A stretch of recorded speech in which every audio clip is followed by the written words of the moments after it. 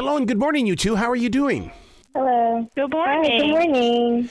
I got to tell you, I'm so proud of the two of you for bringing out something that it's almost like that you stepped out into the real world. You took one big glance at what is taking place, and you're saying, hey, look, we can have a voice. We've just got to figure out how to get that voice out of the people because they've got it.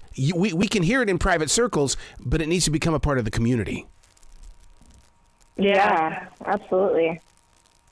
When you put a book like this together, Louder Than Words, how is it that you come together as a team? Because, I mean, I don't know if I could ever write with another person. I mean, you guys got to be best friends or something.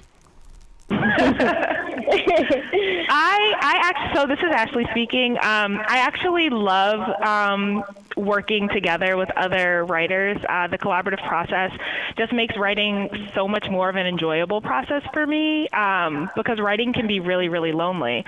So when Lexi and Maya Marlette, our editor, approached me to be a part of this project, it was a no-brainer for me. I'll let Lexi talk a little bit about how she came up with the idea and why she decided to work with Maya. But it was a no-brainer for me, and collaboration is something that I absolutely love. So back in about 2020, I was a part of Reese's Book Club, and so I was doing a couple of events for them. At the time, the book that they were spotlighting was You Should See Me in a Crown by Leah Johnson, and her book editor is Maya Marlette at Scholastic, who's now the book editor of Louder Than Words. And so when I was speaking to her, I expressed that it was always a dream of mine to write a book, just because growing up, I'm just such a book nerd. I love reading. And so I kind of jokingly was saying it, not thinking that it would happen so quick as it did. But then the process got started. So I had an idea. Since I was a first-time author, I definitely thought that it would be just kind of maybe best if I also tried a collaboration. And so I had met with a couple of people, but I feel like the person that really got the story that I was trying to create was Ashley. And so everything aligned, and then from there, we got to work. But the whole process in itself was so smooth. We would go back and forth, bouncing ideas off of each other a lot. But it just, honestly, I feel like she was the only person that I would have wanted to write this book with, just because of the way, everything aligned. Yeah, it was a great process. See, and that to me, what you just shared is the underlying story of this book in the way that, work together, people. It doesn't have to be a solo journey. Just because Daryl Hall and John Oates aren't liking each other these days doesn't mean the rest of us can't get along. 100%. But when you're collaborating like this, though, to me, it's teaching your reader that, look, to have a voice, to take my art, because so much art and so much of the word that they've got on paper, it's hidden underneath their bed in boxes, and it needs to get out there and it needs to become a part of the community to help change, because we're in a moment of change right now, and we need leaders. Yeah, I 100% agree. This is Ashley again. I feel like that was what we wanted to do with the book, was to just make sure that we inspire people and make sure that they understand that their voice matters. I know when I was in high school, there were certain things that I just felt like no one would listen to me about, especially as a kid or as a teen. I think it's sometimes hard to make adults and the world at large listen to you. So in the novel, we decided to use art as sort of a way to make people listen. But I think there's so many different ways, especially now, to make sure that your voice is heard. So yeah, we hope that when people read the novel, that they feel inspired to speak up for what they believe is right, to stand up for the causes that they have a passion for and strong feelings about. But it can be hard to do that, especially when you're a teenager or when you're young. But I also think that Generation Z is definitely the generation that is taking the world by storm in that way. They are not afraid to stand up and say, I believe in this. They're not afraid to put their best foot forward and to put their boots on the ground and really get out there, not only via social media, but also literally taking to the streets. So yeah, it was a really important part of the story that we wanted to tell, and I think it's only realistic to write characters who are willing to do that. This book is more than just for young readers, and the reason why is because you do something inside this story that really opened up my heart, and that is when you enter a new school, you forget your past. It's the same thing as a place of business. When you go to a new job, your past is gone.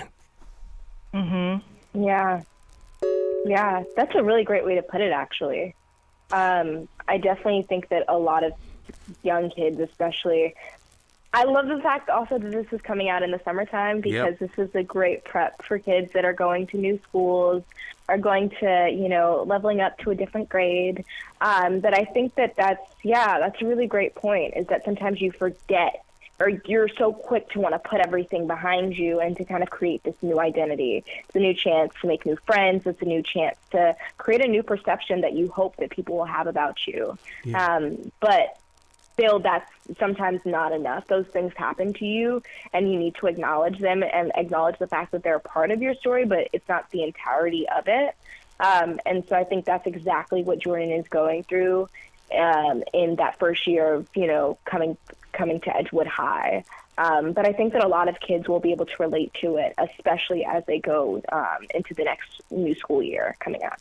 I wish I could have been in one of your meetings when you decided that you were going to put this in the city that you did, Washington, D.C., because, I mean, when you read the book, you don't think of Washington, D.C., you think of your own community, because everything that's going on here is happening here. I mean, for instance, like one of the things that you put a lot of focus on, second chances. So many people are ghosted these days. They don't get a second chance, but you're giving your reader that opportunity. Man, maybe I should give somebody a second chance here. Yeah, Absolutely. I think second chances are really important, and really important to remember that they exist, right? Because especially when you're younger, everything feels like the end of the world. And it feels like any mistake that you make is all, it completely defines your personality, defines your future, defines who you are. And we wanted to make sure that we told a story that made it clear that that is not always the case. There is a possibility for second chances. And as far as DC was concerned, like when Lexi and I first met, we realized that we were both from Washington, DC, and that is just like, to meet another like native Washingtonian is like very rare, I think. So it immediately made sense for us to set the story there. And I feel like it just flowed, and it fit with sort of like the nature of gossip, going from private to public school, all of that kind of stuff. I feel like is very, while it can happen anywhere, I feel like in a city setting, there are parts of DC that feel so separate from each other. And yeah, it just really made sense for the story. The fact that you said that this feels like your community, it feels like everyone's community, because it's our community to us, and so like that's where we grew up. Those just things that are so special to us about our home. I love the fact that it makes other people think about their own communities and their homes and their schools and friends and neighbors. So that just makes me really happy that that's the feel that you got when you were reading the book. Wow, I hope you guys will take this to the fourth dimension, which is take it to a website of some sort, because you're going to create conversation with this book, and people are going to want to know, well, where can I find community? Where can I go where I can break free of the gossip and everything and the accountability? And I mean, I'm just so proud of you guys for putting this book out here this summer. Thank you so much. Thank you so much. Yeah. Well, please come back to this show anytime. The door is always going to be open for you.